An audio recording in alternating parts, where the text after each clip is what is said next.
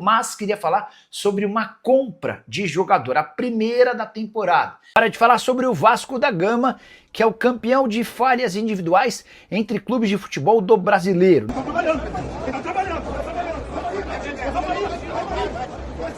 A verdade veio à tona, vazou o áudio do VAR, Pedrinho foi pra cima da arbitragem. Fala aí pessoal, eu sou Jorge Nicola, bem-vindos a mais um vídeo do canal, sempre bom ter vocês por aqui, sem perder tempo, pedir para deixar like, se inscrever no canal e ativar as notificações, mas queria falar sobre uma compra de jogador, a primeira da temporada, e não foi para o time principal. O São Paulo acaba de fechar a aquisição de Matheus Ferreira, volante de 19 anos de idade que pertencia ao Vasco e fica no sub-20 a um custo de R$1,5 milhão. O tricolor está adquirindo 80% dos direitos econômicos. O Vasco fez questão de permanecer com 20%, imaginando uma venda futura. Importante registrar que todas as contratações no time principal do tricolor em 2025 não tiveram custo. Essa era uma missão do departamento de futebol diante de toda a dificuldade financeira. Abriu-se uma exceção para o Matheus Ferreira por entender-se que se trata de um jogador muito diferente. Ele já estava no São Paulo, chegou por empréstimo do Vasco. A avaliação foi tão positiva que o São Paulo nem esperou até o fim do ano para adquirir o jogador em definitivo. A compra está fechada. O Matheus Ferreira, inclusive, já se despediu do Vasco nas redes sociais. Jogador que chegou criança a São Januário, passou por todas as categorias de base e também esteve na seleção brasileira. Hora de falar sobre o Vasco da Gama, que é o campeão de falhas individuais entre clubes de futebol do brasileiro. Na Série A, ninguém sofreu mais gols a partir de erros específicos de um jogador do que o Vasco. E olha que a distância é grande. O Vasco tomou 9 gols graças a falhas individuais.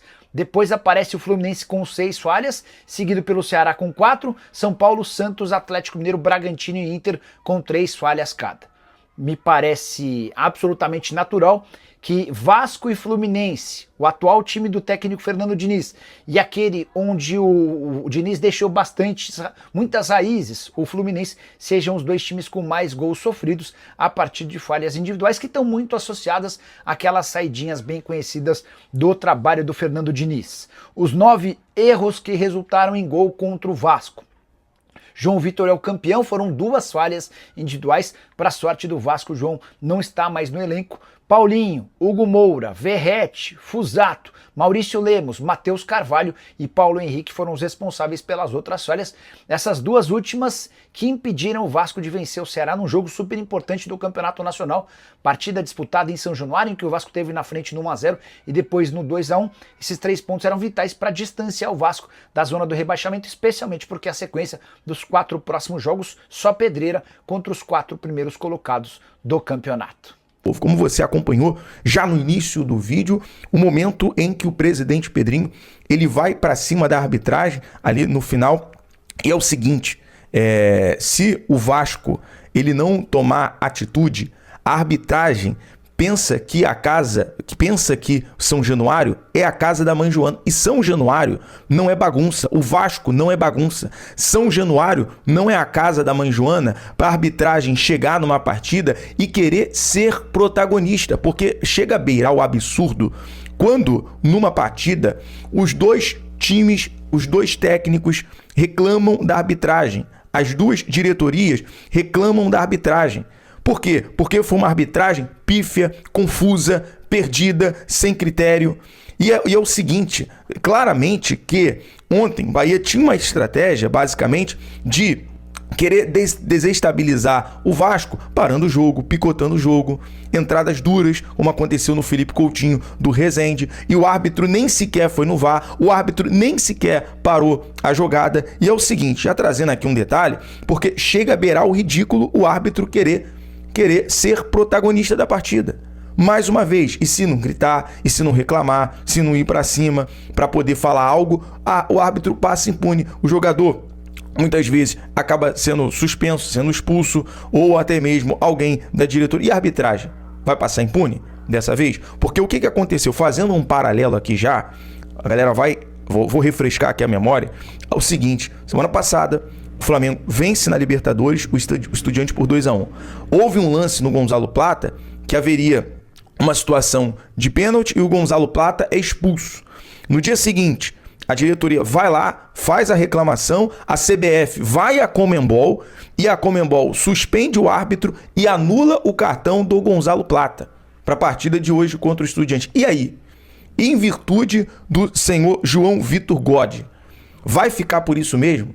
Será que a CBF vai passar panos quentes em cima dessa situação? Vai fazer vista grossa em cima de uma arbitragem? Porque no momento que eu estou gravando o vídeo, até então não saiu nenhum parecer da arbitragem. Pelo contrário, o árbitro ele vai à súmula por conta do Pedrinho, ele no final, ali inclusive agradecer ao Puco, né, as imagens do canal do Puco, que cobre o dia a dia do Bahia, trouxe o detalhe, ele vai até, o Pedrinho vai até o João Vitor Gobi e basicamente ele coloca lá na súmula: o senhor Pedro Paulo de Oliveira, presidente do Vasco, colocou-se à frente do acesso ao vestiário impedindo a passagem da equipe de arbitragem, tendo que ser contido e removido por força policial, de maneira exaltada, bravada com as seguintes palavras: isso é uma vergonha, o que você está fazendo aqui dentro. Não vou sair daqui, tira a mão de mim, ele não vai passar sem me ouvir. Aí o Pedrinho xingou: pode pôr no relatório, pode me relatar, porque chega realmente a beirar o absurdo, o árbitro perdido. O árbitro totalmente perdido. E aí, no final, tem o áudio do VAR, que vazou também o áudio. Tem um áudio do VAR que vazou. Claramente, ele totalmente perdido, porque o Sanabria, ele dá um pisão. Poderia causar uma lesão no Puma Rodrigues e tirar o Puma, porque o Vasco já... O Bahia também tem problemas no departamento médico. O Vasco também tem. Tem o Tietê, que tá lesionado. Tem um Piton, que tá lesionado por conta do jogo contra o Botafogo. E aí, até quando? O Vasco vai ficar perdendo um jogador importante, como perdeu para a partida de ontem o Robert Renan pelo protocolo, por conta de entradas duras na partida. E ele não expulsou o Rezende na entrada no Coutinho, nem sequer foi no VAR e nem sequer deu falta no lance do jogo. Eu queria entender o critério, porque o Sanabria quase arranca o pé do Puma Rodrigues e ficou por isso mesmo. E aí, o Admar está corretíssimo. Inclusive, vou colocar aqui o áudio do Admar. Que realmente não consigo ficar sem dizer, e para vocês também não me dizerem que o Vasco só se queixa de arbitragem quando perde ou quando tem um resultado menos positivo. Aquilo que aconteceu hoje foi, na minha opinião, escandaloso. E escandaloso porquê? Porque pôs a integridade física dos nossos jogadores em causa. Ou seja, este senhor que veio aqui a arbitrar hoje... houve 3 situações claras de expulsão e nem tem em causa a intenção dos jogadores do Bahia ou não há nada contra os jogadores do Bahia, é simplesmente quando toda a gente defende a qualidade do futebol brasileiro, quando toda a gente defende os jogadores com qualidade e o espetáculo do futebol brasileiro e simplesmente tem árbitros que não defendem o espetáculo, não defendem os jogadores e hoje, mesmo ganhando, temos aqui 3 casos escandalosos de 3 expulsões por entradas completamente despropositadas sobre os jogadores do Vasco.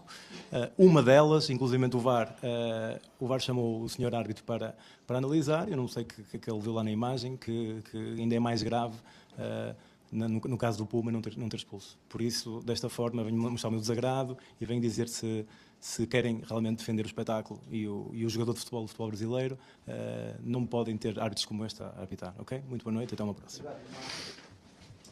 Que foi a coletiva e falou: olha, é realmente uma arbitragem escandalosa, uma arbitragem sem critério. O Rogério Ceni foi na coletiva, reclamou do árbitro.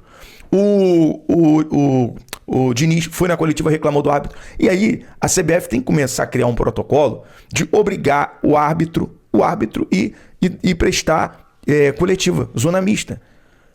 Porque a imprensa tem que questionar o árbitro. É muito fácil ele ir na súmula e colocar o que ele quer, o que ele bem entender. Ele tem que ir na coletiva lá, o jogador não vai na zona mista, o técnico não vai na zona mista, na coletiva. O árbitro tinha que também ser questionado pela imprensa. Porque ele vai lá na súmula e coloca o que ele quer. E aí fica essa situação. Será que a CBF vai se posicionar quanto a isso? Será que a CBF vai falar alguma coisa? Não é possível, porque é uma arbitragem totalmente perdida, totalmente confusa. Porque o Ryan, por exemplo, que ainda não está vendido, ontem eu conversando com um dirigente do Vasco, falou assim, não tem essa venda ainda não. Respeito, né? Inclusive nossos amigos do Atenção Vascaínos trouxeram essa informação, mas ontem conversando sobre um outro assunto, que envolvia o ano que vem, uma outra situação do Vasco, né, potencial construtivo, que eu vou desenvolver daqui a pouquinho. E eu perguntei, cara, e o Ryan? Já está vendido? Não tem nada não. O Vasco, inclusive, quer renovar o contrato dele e só vendê-lo na janela do meio do ano que vem, o que faz mais sentido. Afinal de contas, a próxima janela, que vai abrir em janeiro, é uma janela de reposição dos grandes clubes da Europa. E nem todos repõem, porque tem os seus elencos bem montados. Agora, junho, julho, aí é janela gigante, porque os clubes têm que montar os seus elencos, quem performou na temporada, quem não performou vai embora, então isso faz parte do business, né? E aí o Ryan seria vendido muito melhor. E ainda assim, se a gente olhar para frente, a potencialização do valor dele será outra. Por quê? Imagina, o Vasco bate campeão da Copa do Brasil, bate campeão da Supercopa do Brasil. Não é nada impossível que eu estou falando, tá? Termina um Campeonato Brasileiro na 8ª posição. Vai, joga o Campeonato Carioca e ele performa bem. Quando você chegar no meio do ano, você tem um jogador carimbado de conquistas, de grandes competições, inicia uma Libertadores. É outra valorização. Ontem na live de membros, aliás, convido você a tornar-se membro do nosso canal, você pode escolher qualquer uma das categorias, Fanático Vascaíno, R$ 1,99, o Cruz Maltino, R$ 4,99, o Trem Bala Novo, R$ 19,99, inclusive no Trem Bala Novo você participa do grupo do WhatsApp.